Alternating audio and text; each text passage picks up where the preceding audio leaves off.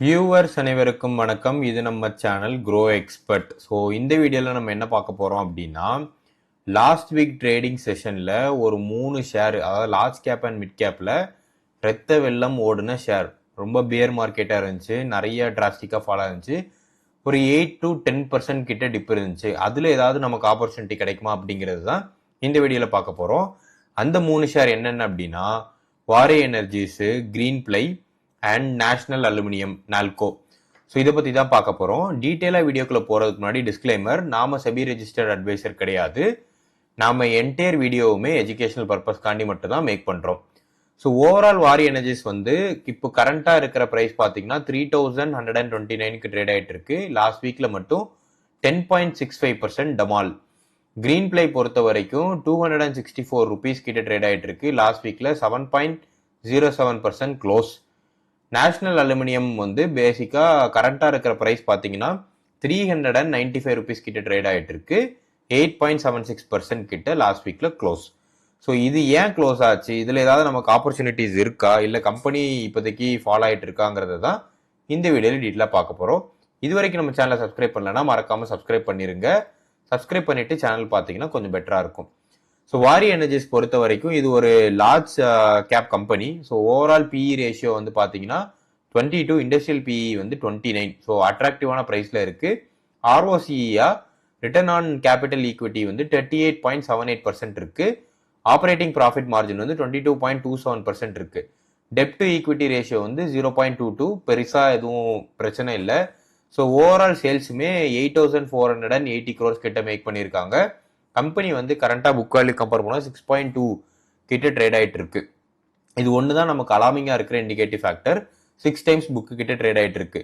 So overall quarterly revenue, quarterly profit, ROCE and OPM எல்லாமே பெட்டரான நம்பர்ஸில் இருக்கு.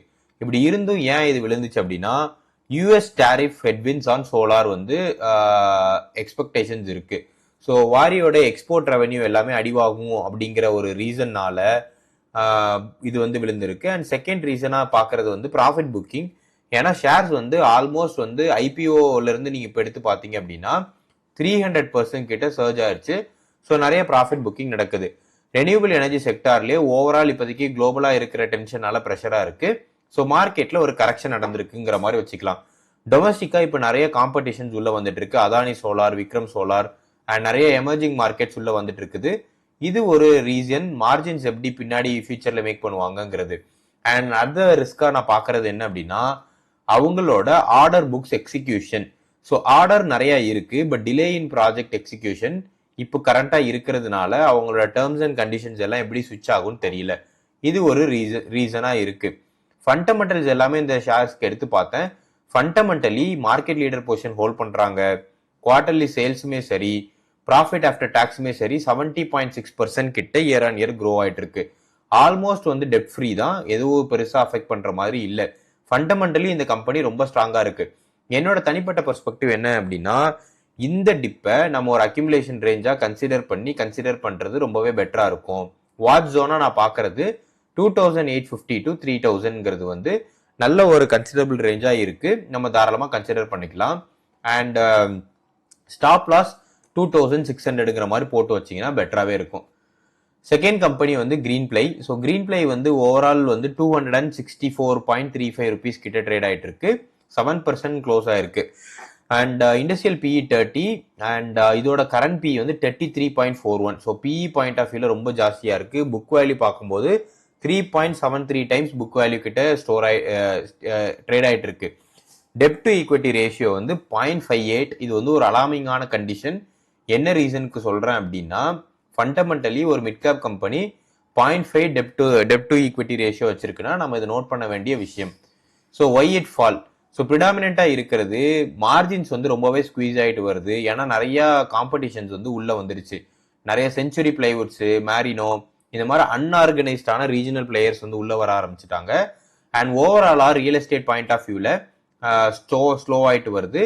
இது ரியல் எஸ்டேட்டை ஹெவியா டிபெண்ட் பண்ணிட்டு இருக்கிறதுனால இதோட குவார்டர்லி ப்ராஃபிட் மார்ஜின்ஸ் வந்து அடி வாங்கிட்டு இருக்கு.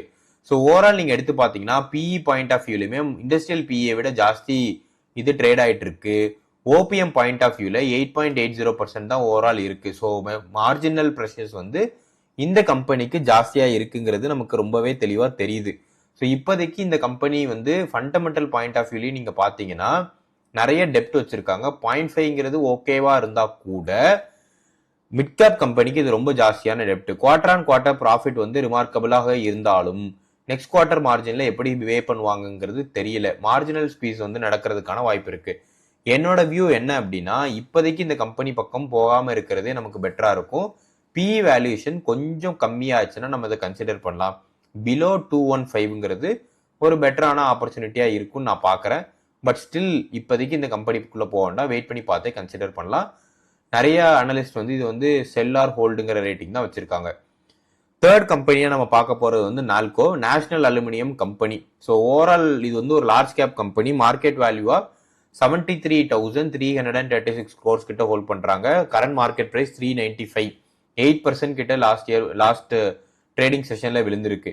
இண்டஸ்ட்ரியல் PE 20, இதோட PE வந்து 12.65, அட்ராக்டிவான PEல தான் இருக்கு.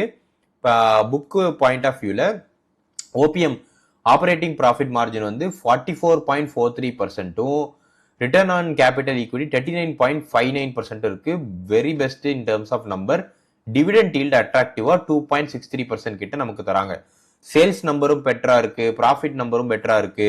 பட் ஒரு சின்ன சட்ட சிக்கல் என்ன நடந்திருக்கு அப்படின்னா, லாஸ்டா நடந்த ப்ராஃபிட் ஆஃப்டர் டாக்ஸ் 16.68% கிட்ட விழுந்திருக்கு. ரெவென்யூ வந்து -4.84% வந்து இயர் ஆன் இயர் டிக்ளைன் ஆயிருக்கு. இந்த ரீசன்னால இது வந்து ஓவரால் மார்க்கெட்ல இதோட பிரைஸை இறக்கியிருக்காங்க. இதுக்கு பின்னாடி இருக்கிற ரீசன் நீங்க பாத்தீங்கன்னா, அலுமினியம்கான பிரைசிங் மார்ஜின் வந்து ரொம்பவே தின்னாயிட்டே வருது. குளோபலா டிமாண்டுமே கம்மியாயிட்டு வருது. சைனா வந்து இப்போதைக்கு ஒரு லார்ஜர் அலுமினியம் கன்சியூமரா மாறிட்டு வர்ற ஒரு ரீசன்னால ஸ்லோடவுன்ஸ் இருக்கு எக்ஸ்போர்ட் ஆர்டர் பொறுத்த வரைக்கும்.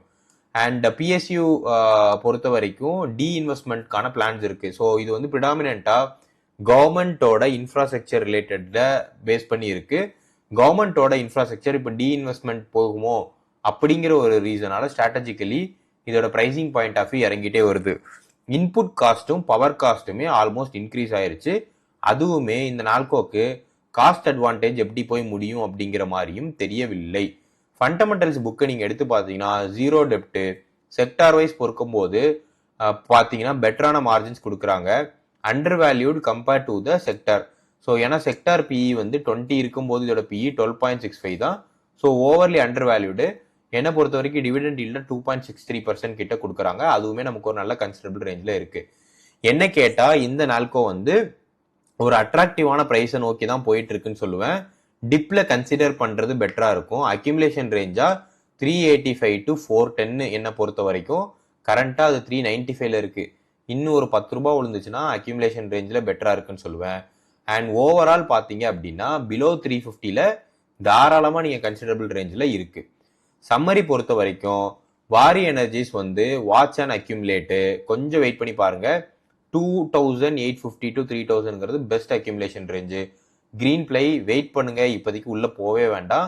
பெட்டரான ரேஞ்ச் வந்து 210 இந்த மாதிரி தான் சொல்லுவேன். அண்ட் அது போக கன்சிக்வெண்டா நெக்ஸ்ட் 2 குவார்டரோட ப்ராஃபிட் எப்படி இருக்குன்னு பார்த்துட்டு டிசைட் பண்ணுங்க.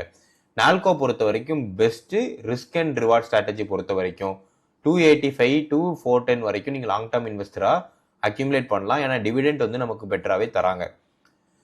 ஸோ இந்த வீடியோ உங்களுக்கு கண்டிப்பாக பிடிச்சிருக்கும் நம்புறேன். இந்த வீடியோ உங்களுக்கு பிடிச்சிருந்துச்சு அப்படின்னா லைக் பண்ணிருங்க, உங்க ஃப்ரெண்ட்ஸுக்கு ஷேர் பண்ணுங்க. உங்களுக்கு வேற ஏதாவது ஷேர்ஸ் பத்தி தெரிஞ்சுக்கன்னா கமெண்ட் பண்ணுங்க. இது வரைக்கும் நம்ம சேனலை சப்ஸ்கிரைப் பண்ணலாம், மறக்காம சப்ஸ்கிரைப் பண்ணிருங்க.